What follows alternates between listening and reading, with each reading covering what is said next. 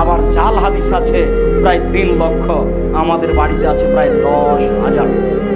টাকার গায়ে লেখা আছে চাহিবে মাত্র ইহার বাহককে দিতে বাধ্য থাকিবে। আমি আব্দুর রাজ্জাক বিন ইউসুফ 10,000 জাল হাদিস যে কোনো সময়ে দেখানোর জন্য প্রস্তুত রয়েছে। তার মানে বলেছেন রাসূল সাল্লাল্লাহু আলাইহি ওয়াসাল্লাম বলেন, তাহলে সেটা হাদিসে কথা ঠিক নয়। খালি বললেই তো হবে না। ফাজাইল আমল বইয়ে লেখা আছে যে 1 ওয়াক্ত নামাজ কাজা করলে 80 হোক বা জাহান্নামে থাকতে হবে। নিচে বলা আছে হাদিসে আছে। তো কোথায় আছে? হাদিসে আছে। খুঁজেন, তাহলে মরা পর্যন্ত খুঁজেন, কোথায় পাওয়া যায়। মুহাম্মদ সাল্লাল্লাহু আলাইহি ওয়াসাল্লাম যেখানে শুয়ে আছেন সেই জায়গাটা আরশের চেয়ে উত্তম, কোথায় আছে? বলে হাদিসে আছে। কিভাবে হয় এটা? আদম আলাইহিস সালাম ভারত থেকে হজ করতে গেলেন 60,000 বার। 60,000 বার যদি হজ করেন তাহলে 60,000 বছর বয়স হতে হবে। না হলে তো বছরে একবার হজ। এখন 60,000 বছর বেঁচে ছিলেন কিনা সেটা একটা বিবেচনা বিষয়। এত শক্ত ইতিহাস কোথায় পাবেন? আদম আলাইহিস সালাম 60,000 বছর বাঁচলেন কিনা?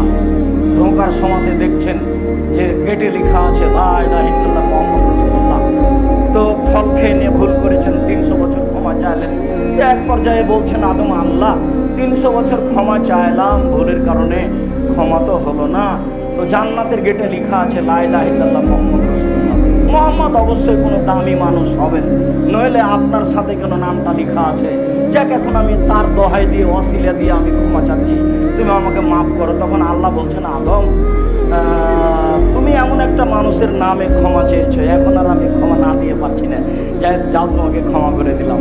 আল্লাহ বলছেন যে আদমকে আমি সব কিছু শিখিয়ে দিয়েছি, আর লা ইলাহা ইল্লাল্লাহ মুহাম্মদ রাসূলুল্লাহ ওয়াসিলা ধরে জান্নাতে যেতে হবে, এটাই তিনি জানলেন না।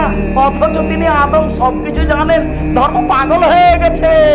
ধর্ম রাজশাহী চাঁপাইনবাবগঞ্জের হাওয়াই লাড্ডু দোনো হাত মে লাড্ডু আয় চায় उसको খালে বল হিসাব হুজুরকে তওবা করে আসতে হবে, এই কথাই চূড়ান্ত।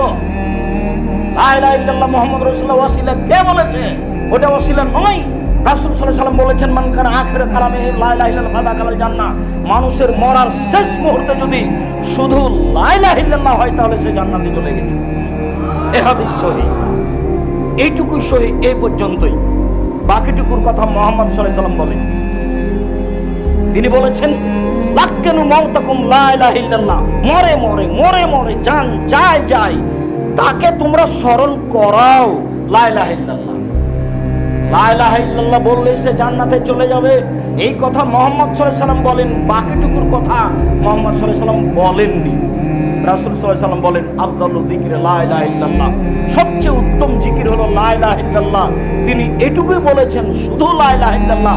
পৃথিবীতে সবচেয়ে দামি জিকির সুবহানাল্লাহ জিকির, আলহামদুলিল্লাহ জিকির, আল্লাহু আকবার জিকির, লা ইলাহা ইল্লাল্লাহ জিকির, আরো দোয়া সব জিকির, কিন্তু সবচেয়ে দামি জিকির হলো লা ইলাহা।